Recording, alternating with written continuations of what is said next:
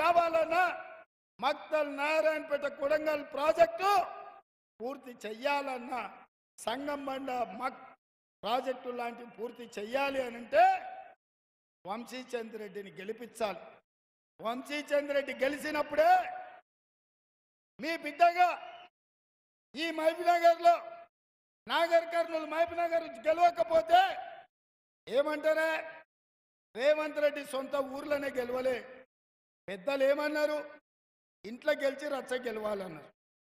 నేనేమడుగుతున్నా సోదరులారా మిమ్మల్ని, 70 ఏళ్ళు ఎవడెవడికో వేసినాం. వలస వచ్చిన కేసీఆర్కి వేసినాము, బీజేపీ వాళ్ళకి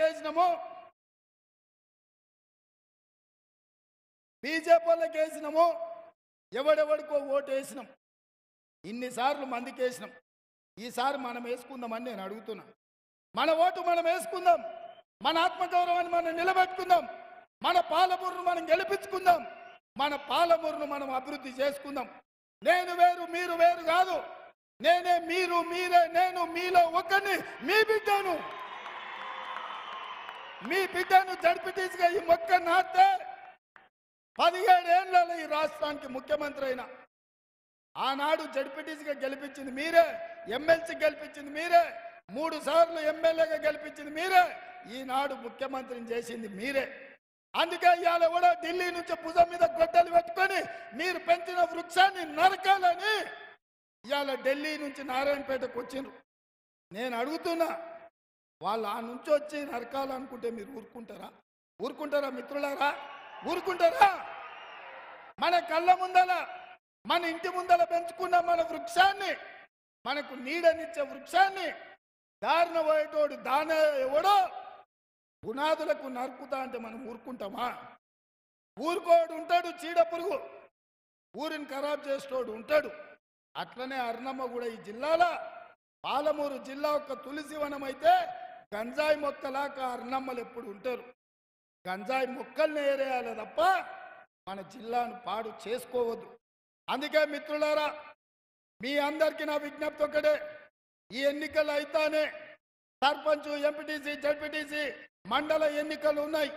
ఇవాళ బూతుల వారిగా కష్టపడే కార్యకర్తల్ని గుర్తుపెట్టుకొని వాళ్ళకు వార్డు మెంబర్లుగా, సర్పంచులుగా, ఎంపీటీసీలుగా, జడ్పీటీసీలుగా మీకు అవకాశాలు ఇచ్చి మిమ్మల్ని గెలిపించి ఎవరెవరైతే ఇవాళ బూతుల్లో మెజార్టీ తెస్తారో వాళ్ళకు రేపు స్థానిక సంస్థలలో అవకాశం ఇచ్చే విధంగా శ్రీహరికి రోజు నేను ఆదేశాలు ఇస్తున్నా.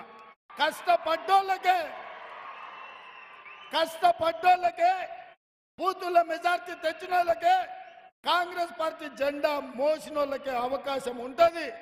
తెల్లంగిలు దొరుకుని నా చుట్టూతో తిరిగితే ఓట్లు లేకపోతే ఏమీ ఉండదు.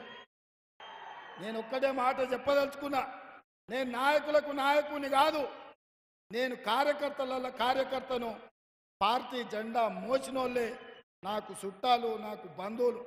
నా బలగం మీరే, నా బంధువులు మీరే, నా గెలుపు మీరే, నా పార్టీ మీరే, నా ముఖ్యమంత్రి కుర్చీ మీరే. మీకోసం, ఈ జిల్లా అభివృద్ధి కోసం ఆఖరి రక్తపు బట్టు వరకు, చివరి శ్వాస వరకు నేను పనిచేస్తా. మిత్రులారా, మనల్ని మనం గెలిపించుకుందాం, మన పార్టీని ముందుకు నడిపించుకుందాం. మీ అందరికీ ఇంత సమయం ఉండి, ఇంత ఓపిక ఎండ ఉన్నా, అక్కడి నుంచి మోడీ వచ్చిండని పిలిచిన నారాయణపేట దిక్కు కన్ను కూడా చూడకుండా వేలాదిగా ఇక్కడికి వచ్చినందుకు మిమ్మల్ని అందరినీ మనస్ఫూర్తిగా ధన్యవాదాలు తెలియజేస్తున్నా. మా మీడియా మిత్రులకు చెప్తున్నా, మోడీ గారు సభ తీయండి, మా వీడియో తీయండి, చూపించండి. తెలంగాణ సమాజానికి, ఈ దేశానికి చూపించండి మా మక్తల్ బిడ్డల పౌరుషం. మాట అంటే మాట ఇస్తే తల తెగి కింద పడిన మాట నిలబెట్టుకునే మా మక్తల్ పౌరుషాన్ని ఈ దేశానికి చూపించండి. కాంగ్రెస్ పార్టీని గెలిపించండి. వంశీచంద్రెడ్డికి 1,00,000 మెజారిటీ ఇవ్వాలి.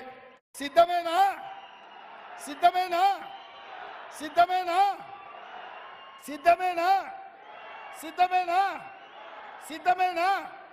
సిద్ధమన్న వాళ్ళందరూ జై పైకెత్తాలి.